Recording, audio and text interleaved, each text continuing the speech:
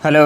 देखिए, हम लोग वीडियो एग्ज़ाम के लिए प्रैक्टिस सेट कर रहे हैं। जो वीडियो का री एग्ज़ाम होने वाला है उसी का हम लोग तैयारी कर रहे हैं और उम्मीद जताई जा रही है कि मार्च के बाद या इलेक्शन के बाद इसका री एग्ज़ाम होगा। तो इसमें हम लोग रीजनिंग का प्रैक्टिस कर रहे हैं। आप सभी जानते हैं कि हम मैथ और रीजनिंग का कोचिंग कराते हैं और हमारा 2018 में वीडियो का जो एग्ज़ाम हुआ था उसमें हमने 50 में से 43 क्वेश्चन सही किया था, जो काफ़ी अच्छा माना जा रहा है। तो चलिए, हम भी चाहते हैं कि आप लोग फिर से जो एग्ज़ाम हो उसमें आप लोग अच्छा करें और अच्छी नंबर से पास हों।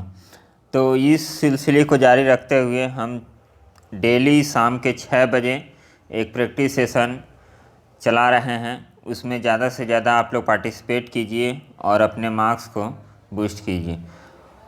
तो चलिए देखते हैं पहला क्वेश्चन क्या है। ब्लड रिलेशन का क्वेश्चन है, इसको हम लोग सॉल्व करेंगे। रीता ने अपने से कहा, मतलब रीता स्वयं से बोल रही है, कल मैं अपनी माता के इकलौते दामाद। अब देखिए, रीता यहाँ हो गई, रीता की मम्मी यहाँ हो गई और माता की माता मतलब इनकी माता यहाँ हो गई। के इकलौते दामाद मतलब इकलौते दामाद इनकी कोई दामाद होगी तो इनकी बेटी का ही हस्बैंड होगा, ये हो गया। के पुत्र की जन्मदिन पार्टी में शामिल हुई, मतलब इनका क्या था, बर्थडे पार्टी था और इनके बर्थडे पार्टी में ये शामिल हुई थी। तो देखिए, ये ब्रदर और सिस्टर हो जाएंगे।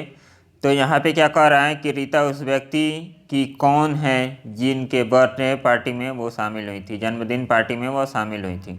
तो क्या होंगी, सिस्टर होंगी, ये सिस्टर हो जाएगा। तो इस तरह क्वेश्चन हमें सॉल्व करना है। ये जो सर्किल होता है हम इसको फीमेल मानते हैं और जो ट्रायंगल होता है इसको हम लोग मेल मानते हैं। कई लोग प्लस और माइनस से भी इसको डिनोट करते हैं। तो आप जिस भी सिंबल से डिनोट करते हो तो कोई बात नहीं है, बस सवाल लगना चाहिए। चलिए नेक्स्ट क्वेश्चन हम लोग लगाते हैं। नेक्स्ट क्वेश्चन देखिए, ये पजल का क्वेश्चन है, छोटा पजल है। एक पंक्ति के पैनल में 6 सदस्य में से ए सी के दाईं ओर बैठा है। सी के दाईं ओर मतलब सी के दाईं ओर ए बैठा है, किंतु बी के बाईं ओर ये बैठा है। ई जो है सी के बाईं ओर, ई सी के बाईं ओर और डी के दाईं ओर मतलब डी के दाईं ओर इधर बैठा है, जबकि डी स्वयं एफ के दाईं ओर बैठा है, मतलब एफ कहाँ है, इधर है। तो बताइए पंक्ति के दोनों छोरों पे कौन कौन बैठे हैं। अब देखिए कितना सिंपल पजल है। तो इसमें ये बी हो जाएगा और ये एफ हो जाएगा। तो कौन सा ऑप्शन हो जाएगा, option number D. Next question हम लोग देखते हैं। अब नेक्स्ट क्वेश्चन हम लोग कल भी सॉल्व किए थे, एक डायरेक्शन का क्वेश्चन। हम आप लोगों से बताए थे कि जब भी राइट मुड़े, दाएं मुड़े तो आप लोगों को क्लॉकवाइज चलना है और जब लेफ्ट मिले तो एंटी क्लॉकवाइज आपको मूव करना है। इस तरह आप सॉल्व करेंगे क्वेश्चन को तो काफ़ी आसानी से हो जाएगा और पेज नहीं मोड़ना पड़ेगा आप लोगों को। तो चलिए इसको हम लोग सॉल्व करते हैं। इसमें देखते हैं कि क्या है। एक व्यक्ति का मुंह पूर्व की ओर है, तो हम मान लेते हैं कि इसका मुंह किधर है, पूर्व की ओर है। एक व्यक्ति है, इसका मुंह पूर्व की ओर है। फिर वह बाएं घूमता है मतलब एंटी क्लॉक और 10 मीटर चलता है। तो ये बाएं घुमा, 10 मीटर चल गया। फिर दाएं घूमता है और 5 मीटर चलता है। इस फिगर को फिर से हमें बनाना पड़ेगा। अब यहाँ देखिए, ये पूर्व की ओर है, यहाँ से बाएं घूमता है, 10 किलोमीटर चलता है। फिर दाएं घूमता है और 5 किलोमीटर चलता है। यहाँ से ये 5 किलोमीटर चला। फिर दक्षिण की ओर 5 किलोमीटर चलता है, ये दक्षिण की ओर 5 किलोमीटर चल गया। फिर 5 मीटर दक्षिण की ओर चलता है, यहाँ से 5 मीटर दक्षिण की ओर जाता है। फिर वहाँ से 5 मीटर पश्चिम की ओर जाता है। तो 5 मीटर पश्चिम की ओर आएगा तो कहाँ आ गया, यहाँ आ गया। तो बताना है अपने मूल स्थान से वह किस दिशा में है।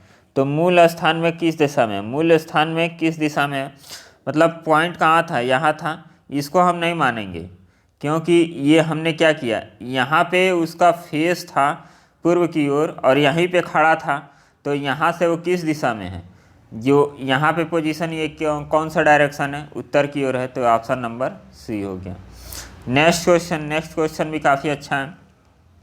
यहाँ क्वेश्चन मार्क पे क्या आएगा इसको हमें डिनोट करना है।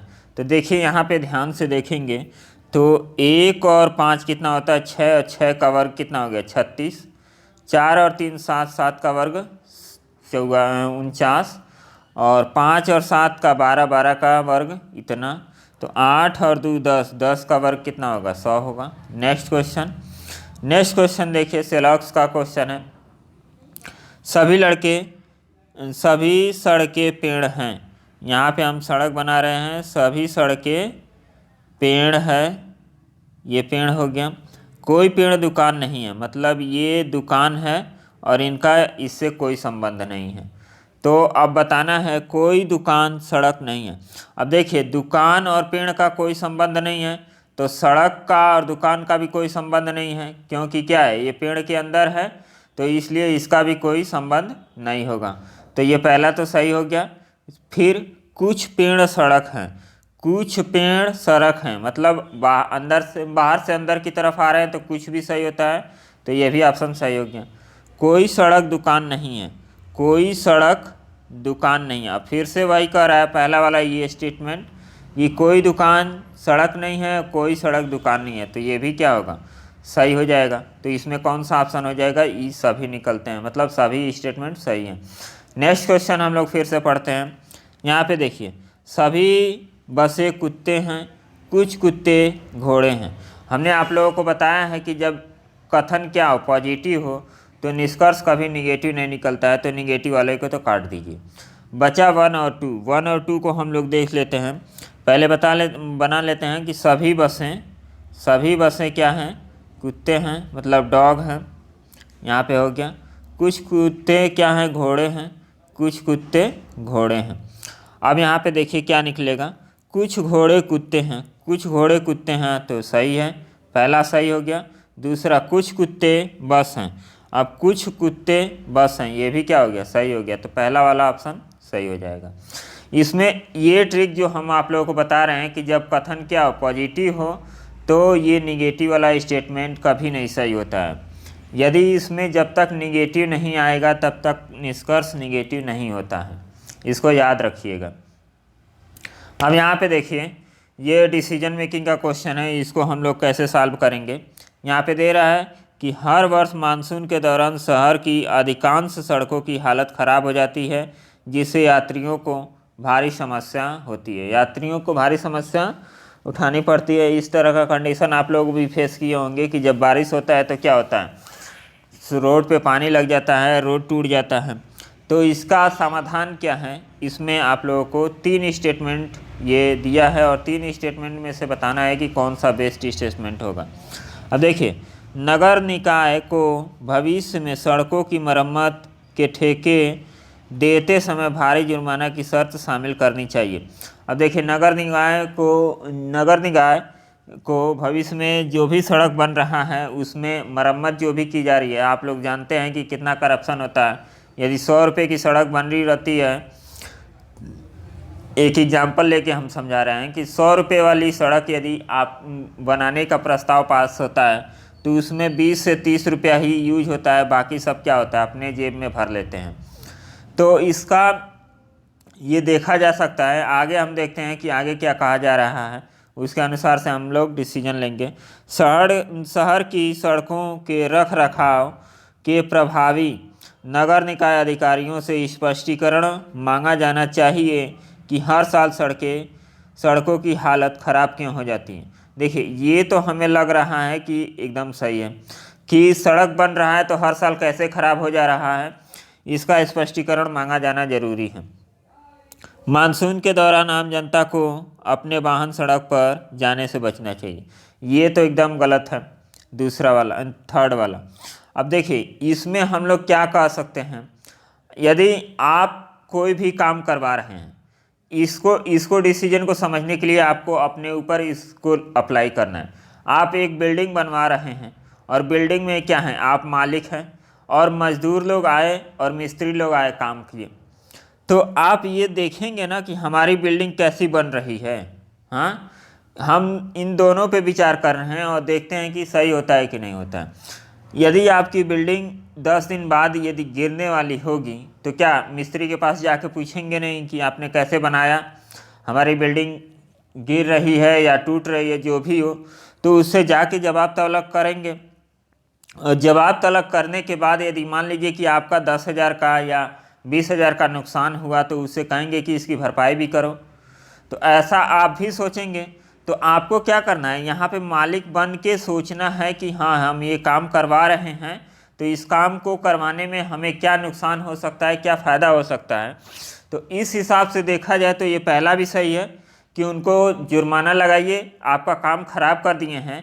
जैसे आपकी बिल्डिंग है, आपकी बिल्डिंग स्क्वायर शेप में बननी चाहिए थी और कोई मिस्त्री आया आपको ऐसे बना के चला गया, तो आप उससे कहेंगे नहीं कि इसका जुर्माना भरो, आप कहेंगे ही कि आपको जिस तरह से बताया गया था उस तरह से बनाया नहीं तो इसका जुर्माना भरिए। तो ये पहला ऑप्शन भी सही हो गया और दूसरा ऑप्शन भी सही हो गया। तो इस तरह जब भी डिसीजन मेकिंग का क्वेश्चन आए तो इसी तरह आप लोग सॉल्व कीजिएगा। इस तरह में आप लोगों को मैक्सिमम क्वेश्चन सॉल्व हो जाएंगे। चलिए नेक्स्ट क्वेश्चन देखते हैं। नेक्स्ट क्वेश्चन क्या है, देखिए इस क्वेश्चन को हमने सॉल्व कर दिया है, फिर से आ गया है। इस क्वेश्चन को हम लोग सॉल्व करते हैं। ये इनइक्वालिटी का क्वेश्चन है। देखिए ये इक्वेशन दे दिया है कि ये निश्चित रूप से सत्य है तो निम्न में से कौन सत्य होगा। अब यहाँ से देखिए इसको हम चैप्टर वाइज पढ़ाएंगे तो काफ़ी अच्छे से आपको समझ में आएगा। इसमें क्या होता है, ये ओपन होता है एरिया, इधर से हम एंट्री कर सकते हैं लेकिन इधर से एंट्री करना होता है तो क्या होता है, इधर से एंट्री नहीं मिलती है, केवल इधर से एंट्री मिलती है। उस हिसाब से हम लोगों को चलना है। और जो इक्वल टू होता है, इक्वल टू में क्या होता है, दोनों तरफ से रास्ते खुले होते हैं तो दोनों तरफ से एंट्री हम कर सकते हैं। बस यही कॉन्सेप्ट है इस चैप्टर का। तो देखिए हम लोग को क्या करना है, पहले दिया है कि ओ से हमें एंट्री करना है और टी तक पहुंचना है। तो ओ से ए गए, ए से यस गए। अब यस से तो टी जा नहीं सकते हैं क्योंकि क्या है, अब हमने बताया कि इधर से एंट्री कर सकते हैं लेकिन इधर से एंट्री आपकी नहीं होगी। क्यों नहीं होगी, क्योंकि ये क्लोज है। तो ओ से ए आ गए, ए से यस आ गए, लेकिन यस से कहाँ, टी नहीं आए, तो पहला ऑप्शन गलत हो गया।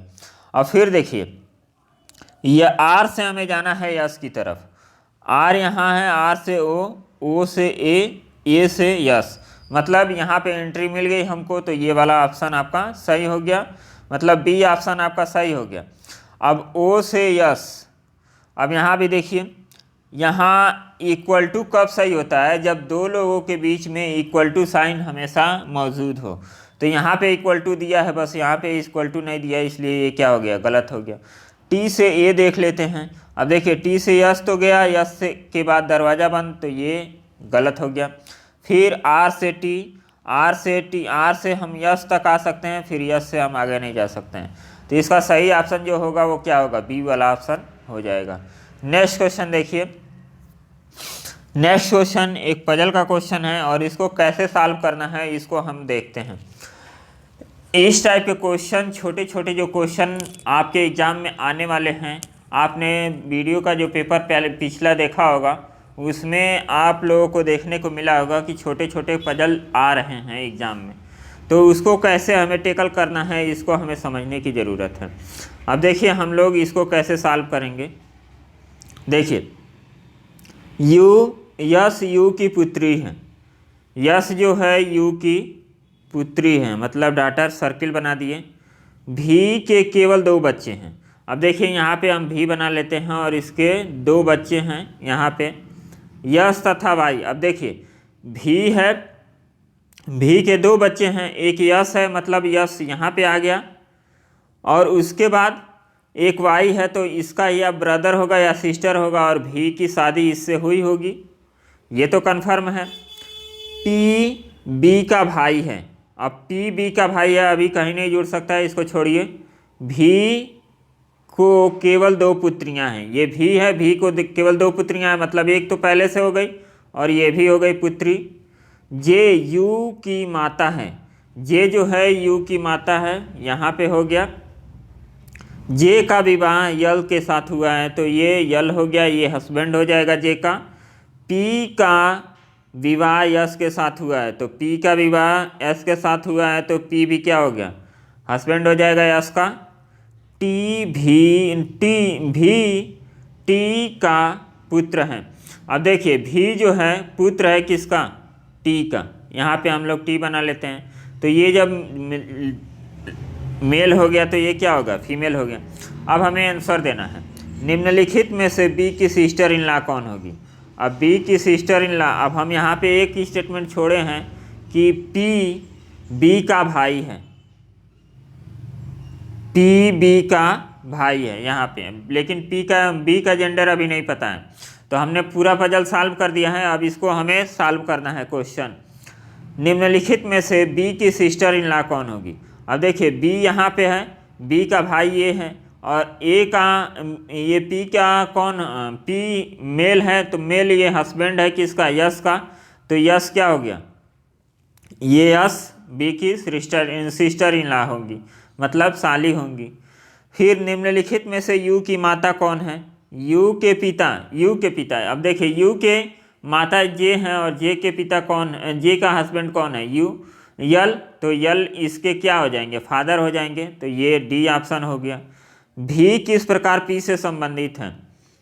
अब भी किस प्रकार पी से संबंधित है इसको हमें देखना है। यहाँ पे देखिए ये मेल हो गया, इसके फादर या मदर टी हो गई, ये फीमेल हो गया, और ये बी का भाई है।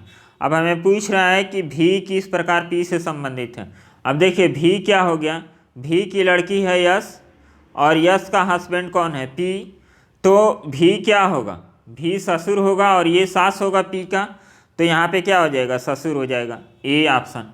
तो इस तरह हम पजल वाले क्वेश्चन को सॉल्व करेंगे, एक एक क्वेश्चन को ऐसे, तो काफ़ी आसानी से हम पजल सॉल्व कर सकते हैं। और जो भी पजल हमें सॉल्व करना हो इस तरह सॉल्व करेंगे तो काफ़ी आसानी से सॉल्व हो जाएगा। चलिए हम चैप्टर वाइज आप लोगों को वीडियो जो 3 बजे कहे थे नहीं प्रोवाइड कर पा रहे हैं, तो उसको कोशिश करेंगे कि उस क्लास को भी कंटिन्यू करें। और ये जो 6 बजे आपको क्लास मिल रही है इस क्लास को आप लोग डेली कीजिए। देखिए वीडियो के एग्ज़ाम में काफ़ी संशय बना हुआ है कि वो कब होगा कब नहीं होगा, तो उसको आप लोग को नहीं सोचना है, क्योंकि वो हमारे हाथ में नहीं है। जो हमारे हाथ में है उसके बारे में सोचना है। हमें अच्छे से अच्छा अपनी तैयारी को बूस्ट करना है। हमें हिंदी पढ़ना है, जीके जीएस पढ़ना है, रीजनिंग पढ़ना है, काफ़ी ज़्यादा चीज़ें हैं पढ़ने के लिए। और ये वीडियो का एग्ज़ाम यदि होता है तो इसमें सिलेक्शन लेके हम अपनी लाइफ बना सकते हैं। यदि सिलेक्शन नहीं हुआ वीडियो के एग्ज़ाम में तो इतना जान लीजिए कि फिर से वीडियो की वैकेंसी कब आएगी ये हमें कोई नहीं बता सकता है, और ना ही हम, हो सकता है कि अगली बार वीडियो की वैकेंसी आए तो हम लोग एलिजिबल ही ना हो। तो कोशिश किया जाए कि इस वाले वीडियो की वैकेंसी में हम लोग अच्छा से अपना नंबर बढ़ाएं, और कट ऑफ और एग्ज़ाम के चक्कर में हम ना पढ़ें, उसमें टाइम वेस्ट ना करें। उसके चक्कर में आप पढ़ेंगे, देखिए एग्ज़ाम डेट और कट ऑफ ये 2 चीज़ें ऐसी चीज़ें हैं कि ये दोनों चीज़ें हमारे हाथ में नहीं है, लेकिन यदि इसके चक्कर में आप पढ़ेंगे तो मैक्सिमम टाइम आप गंवाएंगे और पढ़ने में भी आपका मन नहीं लगेगा।